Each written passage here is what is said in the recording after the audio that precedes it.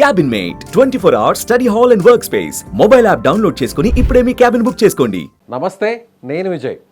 India పాకిస్తాన్కి మధ్య యుద్ధ వాతావరణం ఉన్న టైంలో, అలాగే ఆపరేషన్ సింధూర్ కొనసాగుతానికి ముందు కూడా, అంటే ఈ ఆపరేషన్ సింధూర్ కంటే ముందు కూడా బిఎల్ఏ మీద ఒక పెద్ద ఇదిలో పాకిస్తాన్కి బిఎల్ఏకి అంటే బెలూచిస్తాన్కి మధ్య ఒక ఇష్యూ నడుస్తుంది. పాకిస్తాన్ నుంచి బెలూచిస్తాన్ సపరేట్గా రావాలి, ఒక స్వతంత్ర దేశంగా మమ్మల్ని ఏర్పాటు చేయాలంటూ కూడా గత కొన్ని సంవత్సరాల నుంచి కూడా అక్కడ అంతర్గతంగా ఒక యుద్ధ వాతావరణం ఉంది.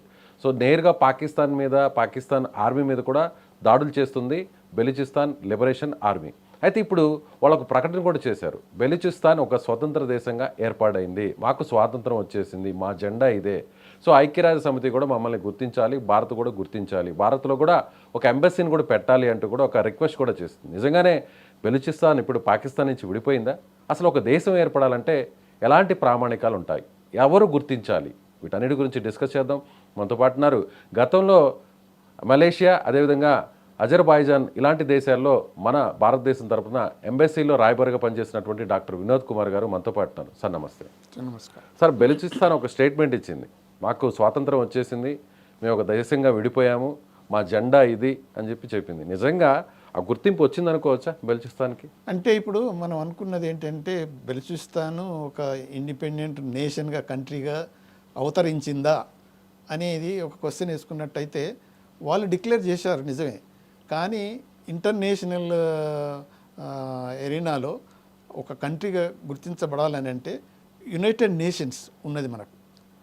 యుఎన్లో వాళ్ళకు మెంబర్షిప్ వచ్చినప్పుడే వాళ్ళను మనం పూర్తిగా గుర్తించినట్టు. ఓకే, ఇప్పుడు ఐక్యరాజ్య సమితిలో వాళ్ళకి మెంబర్షిప్ రావాలంటే ఎవరు సపోర్ట్ చేయాలి? సరే, అదే చెప్పబోతున్నాను. ఎందుకంటే ఐక్యరాజ్య సమితిలో ఇప్పుడు అలా అంటే మనకు పాలస్తీనా కూడా ఫుల్ మెంబర్ కాదు, అబ్జర్వర్గా పెట్టుకున్నారు.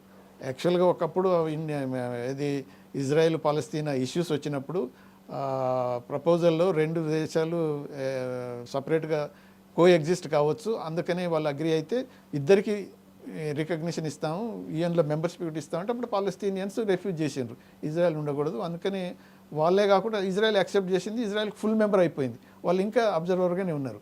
అంటే ఒక్కోసారి యుఎన్ రికగ్నిషన్ పూర్తిగా లేకపోయినా కానీ ఇప్పుడు పాలస్తీనియన్ అనేది అందరికీ తెలిసిందే, ఒక దేశంగానే మనం అంతా చూస్తున్నాం. బట్ అఫ్కోర్స్ వాళ్ళకు అది అఫీషియల్గా ఈ గవర్నమెంట్ అవన్నీ నడిచినా కానీ అంటే ఫుల్ మెంబర్గా ఇంకా కంటిన్యూ కావట్లేదు. ఇప్పుడు వీళ్ళది ఏంటంటే కొన్నిసార్లు ఎలా ఉంటుంది, సపరేట్ కావాలని కొన్ని కంట్రీస్లలో ఎటువంటి మూమెంట్స్ వచ్చినప్పుడు వాళ్ళు ఇండిపెండెంట్గా వాళ్ళ ఫ్లాగ్ తీసుకొని తర్వాత వాళ్ళ గవర్నమెంట్ సెటప్ని పెట్టుకొని ఇది మేము ఇండిపెండెంట్ అయ్యాము, మమ్మల్ని గుర్తించండి అని యుఎన్కు రిక్వెస్ట్ చేశారు వాళ్ళు.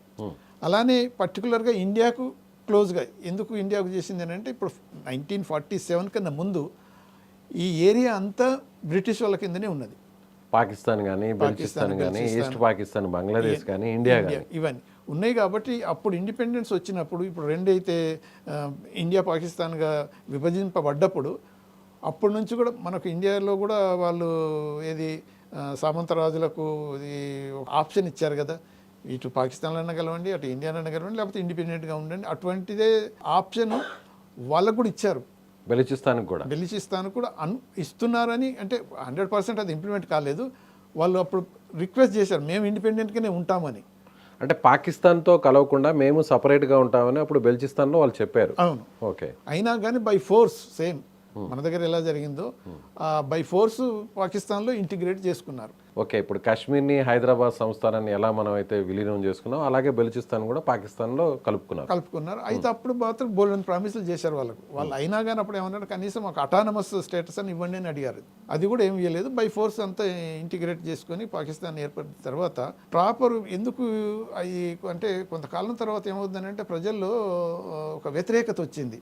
పాకిస్తాన్లో అది లార్జెస్ట్ ప్రావిన్స్, తర్వాత రిచ్ ఇన్ మినరల్స్ రిసోర్సెస్, అంటే ఆ రిసోర్సెస్ కనుక ఆ ప్రావిన్స్ కనుక ఉపయోగపడితే చాలా వరకు రిచ్ అయిపోతుంది. పాకిస్తాన్ ఏర్పడ్డ తర్వాత వీళ్ళు ఏం చేశారని అంటే by whatever force or ఇంకా అదర్ మెథడ్స్ తోటి ఆ మినరల్ రిసోర్సెస్ అన్ని ఎక్స్ప్లాయిట్ చేస్తూ ఇప్పుడు పాకిస్తాన్లో ఇప్పుడు చైనా ఏది పాకిస్తాన్ Economic corridor ఉంది కారిడార్ కదా. కోఆపరేషన్స్ ఇవన్నీ డబ్బు పెడుతుంది అని అంటే బెలుచిస్తాన్లో ఉన్న మినరల్ రిసోర్స్లన్నీ ఎక్స్ప్లాయిట్ చేయనీకే పాకిస్తాన్కు డబ్బు ఇస్తుంది. ఇప్పుడు చైనా కట్టుకున్నటువంటి ఆ గ్వాదర్ పోర్ట్ కూడా బెలుచిస్తాన్లోనే ఉంది. బెలుచిస్తాన్లోనే వచ్చేస్తుంది. అందుకనే ఇప్పుడు చైనా ఇంట్రెస్ట్ అంతా పాకిస్తాన్ ఇంటిగ్రిటీ సావర్నిటీ ఇవన్నీ ఏదైతే మాట్లాడుతుందో వాళ్ళ సెల్ఫ్ ఇంట్రెస్ట్ తోటి ఈ బెలుచిస్తాన్లో ఉన్న ఖనిజ సంపద అంతా వాళ్ళు దోచుకోనికే ప్రయత్నం చేస్తారు. ఇప్పుడు వాళ్ళు ఒక స్టేట్మెంట్ ఇచ్చారు కదా సార్, మేము ఒక దేశంగా ఏర్పడ్డాం, మా స్వతంత్రం మాకు వచ్చేసింది, మా జెండా ఇది, మేము ఒక ప్రభుత్వాన్ని కూడా ఏర్పాటు చేసుకున్నాం అని ఇప్పుడు మీరు అన్నట్టు యుఎన్ఓకి ఒక రిక్వెస్ట్ పంపించారు. ఇప్పుడు ఇది గుర్తించచ్చా, మనకి గుర్తించవచ్చా? బెలుచిస్తాన్ ఒక సపరేట్ కంట్రీగా మనం ఇప్పుడు ఐడెంటిఫై చేయొచ్చా? అంటే ఇప్పుడు ఈ స్టేజ్లో ఇమ్మీడియట్గా ఒక కంట్రీని గుర్తించటం అనేది ఆ స్టేజ్కి ఇంకా రాలేదు. మీరు ఇందాక ఒక మాట అన్నారు, యుఎన్ఓలో ఒక మెంబర్షిప్ రావాలి, అప్పుడే ఒక దేశంగా గుర్తింపు వస్తుంది అని. ఈ మెంబర్షిప్ రావడానికి వేరే దేశాల మద్దతు ఏమన్నా అవసరం ఉంటుందా? అంటే సభ్య దేశాలుగా ఐక్యరాజ్య సమితిలో ఉన్నటువంటి సభ్య దేశాలు, శాశ్వత సభ్యత్వం కలిగిన దేశాల సపోర్ట్ ఏమన్నా అవసరమా? అంటే ఇప్పుడు అది అవసరం. ఎందుకనంటే ఇప్పుడు యుఎన్ మెంబర్షిప్ కావాలంటే ఇప్పుడు జనరల్ అసెంబ్లీలో వాళ్ళు యాక్సెప్ట్ చేయాల్సి వస్తుంది. ఆ జనరల్ అసెంబ్లీలో అయిన తర్వాత మళ్ళీ యుఎన్ఎస్సి సెక్యూరిటీ కౌన్సిల్ అది కూడా ఓకే అని ఉంటుంది. కాకపోతే ఇప్పుడు ప్రాబ్లం ఎక్కడుంది అని అంటే పాకిస్తాన్కు 100% సపోర్ట్ చేస్తుంది చైనా సపోర్ట్ ఏం చేస్తుంటే సెల్ఫ్ ఇంట్రెస్ట్ తోటి. సో అటువంటి అప్పుడు ఇది బెలూచిస్తాన్ ఇండిపెండెంట్ కంట్రీగా అవతరించి వాళ్ళకు యుఎన్లో మెంబర్షిప్ వస్తుందని అయితే మనం అంత ఈజీగా వస్తుందని అయితే అనుకోలేము. చైనా ఖచ్చితంగా వ్యతిరేకిస్తుంది, తప్పకుండా వ్యతిరేకిస్తుంది. కానీ అమెరికా కూడా వ్యతిరేకిస్తుంది. అమెరికా కూడా ఇప్పటివరకు అయితే 100% ఏది పాకిస్తాన్కు బెలూచిస్తాన్ మీద సపోర్ట్ కామెంట్స్ చేయట్లేదు. ఎందుకంటే అక్కడ జరిగాయని వాళ్ళకి తెలుసు. ఇప్పుడు వాళ్ళు అనేది ఏంటంటే వాళ్ళ గ్రీవెన్సెస్ ఎక్కువైపోతుంది రోజుకు. కానీ చైనాని దెబ్బ కొట్టాలని మొదటి నుంచి కూడా అమెరికా చూస్తుంది కదా సార్. ఇప్పుడు చైనాకి సంబంధించిన ఎకనామిక్ కారిడార్ అంతా కూడా బెలూచిస్తాన్లోనే కన్స్ట్రక్షన్ పూర్తయింది, ఆ రోడ్వేస్ కానీ పోర్ట్ కానీ. ఇప్పుడు ఆబ్వియస్లీ చైనా సపోర్ట్ చేస్తే అమెరికా వ్యతిరేకిస్తుంది, కాబట్టి ఒకవేళ బెలూచిస్తాన్కి అమెరికా సపోర్ట్ ఉంటుంది కదా. అంటే మీరు అన్నది కూడా కరెక్ట్. ఏంటంటే ఇప్పుడు ఒకప్పుడు అమెరికన్ ఇంట్రెస్ట్ ఉండేది ఎప్పుడు ఈ ఆఫ్ఘనిస్తాన్లో తాలిబాన్లతోటి వీళ్ళకి ఎప్పుడైతే వార్ అవుతుందో, అమెరికన్ వార్ ఏదైతుందో అప్పుడు పాకిస్తాన్ అవసరం చాలా ఉండేది. అందుకనే ఈ బెలూచిస్తాన్లో ఉన్న వ్యతిరేకతను కూడా అమెరికా సపోర్ట్ చేయలేదు, సప్రెస్ కూడా చేయలేదు. బట్ పాకిస్తాన్కే సపోర్ట్ చేస్తుంది. పాకిస్తాన్కు ఇచ్చిన ఆర్మమెంట్ ఫైనాన్స్ తోటి ఈ బెలూచిస్తాన్ కూడా వాళ్ళు సప్రెస్ చేసిండ్రు. సో అందుకనే ఇప్పుడు పరిస్థితులు మారిపోయినాయి కాబట్టి ఈవెన్ ఆఫ్ఘనిస్తాన్ కూడా ఇప్పుడు పాకిస్తాన్కి అగెనిస్ట్ అయిపోయింది. అవును. సో ఇటువంటి పరిస్థితుల్లో అమెరికన్ ఇంట్రెస్ట్ అక్కడ ఏం లేదు. సో దాంతో కనుక ఈ మూమెంటు కనుక పెరిగినట్టయితే బెలూచిస్తాన్లో ఇప్పుడు ఆల్రెడీ నిన్నటి వరకు చూస్తే ఒక 51 టార్గెట్స్ బెలూచిస్తాన్ లిబరేషన్ ఆర్మీ వాళ్ళంతా ఆక్రమించుకున్నారు. సో పాకిస్తాన్ పోలీస్ అయినా కానీ పాకిస్తాన్ అడ్మినిస్ట్రేషన్ అధికారులు కానీ వాళ్ళంతాని ఆల్మోస్ట్ తరిమేస్తున్నారు. సో ఆ స్టేజ్ వచ్చింది ఒకసారి వచ్చినప్పుడు అయితే ఏమవుతుంది, ఇండియా వాళ్ళు ఎక్కువ కౌంట్ చేసేది ఏంటంటే ఇండియా మీద.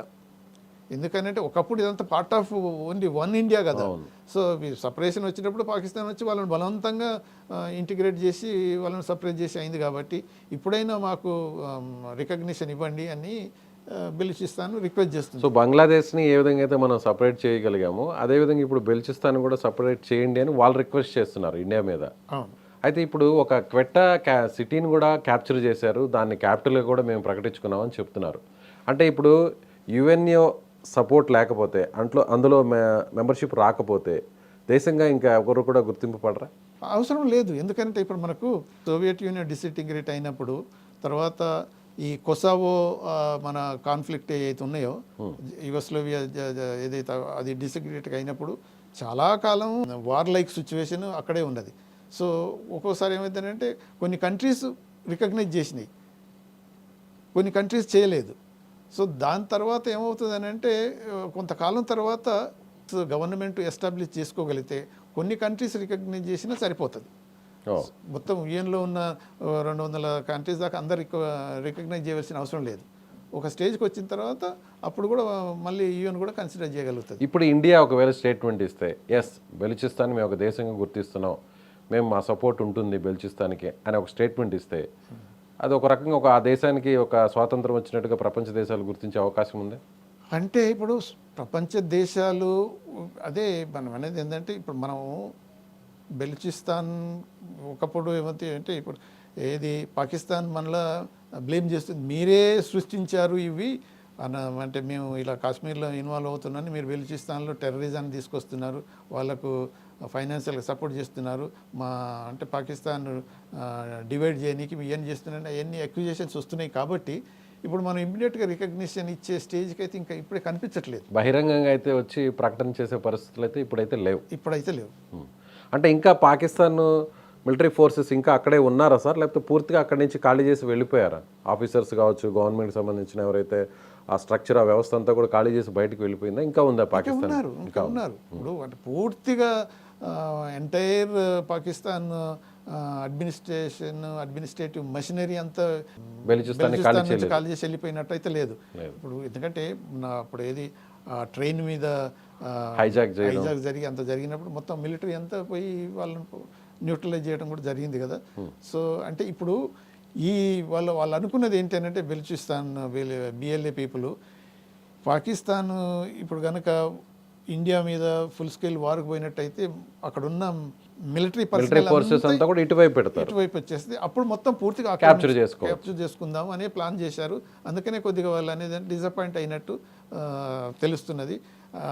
దాంతో ఏమంటే మళ్ళీ రిక్వెస్ట్ చేస్తున్నారు, మేము ఇవన్నీ చేసాము, ఆక్రమించుకున్నాము, మేము మన ఇండిపెండెన్స్ డిక్లేర్ చేసాం, మీరు రికగ్నైజ్ చేయండి, మా ఎంబసీని ఓపెన్ చేయడానికి మీరు అనుమతించండి అని రిక్వెస్ట్ చేస్తున్నారు. అలానే యూఎన్ కూడా అదే అప్లై చేసుకున్నారు.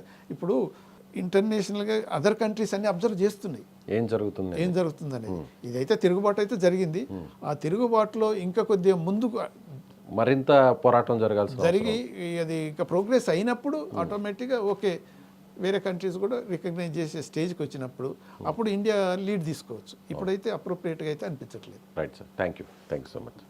సో ఇది డాక్టర్ వినోద్ కుమార్ గారు చెప్తున్నట్టుగా బెలూచిస్తాన్కి సంబంధించి కూడా ఇప్పటికిప్పుడు ఒక సపరేట్ దేశంగా ఒక ప్రకటించే పరిస్థితి ఇతర దేశాలు గుర్తించడం కానీ జరగదు. అయితే భారతదేశం కూడా వెయిట్ అండ్ సీ అన్నటువంటి ఒక సిచ్యువేషన్లో ఉంది. ముఖ్యంగా మరింత పోరాటం జరిగి ఇంకా కూడా ప్రపంచ దేశాలన్నీ కూడా బెలూచిస్తాన్ వైపు దృష్టి సారించే విధంగా కూడా అక్కడ పోరాటం జరిగితే పాకిస్తాన్కి సంబంధించి కూడా అక్కడ ఉన్న ఫోర్సెస్ అన్ని కూడా పూర్తి స్థాయిలో బయటకు వెళితేనే బెలూచిస్తాన్ ఒక స్వతంత్ర దేశంగా అందరూ కూడా గుర్తించే అవకాశం ఉందని ఆయన అంటున్నారు. Thank you so much.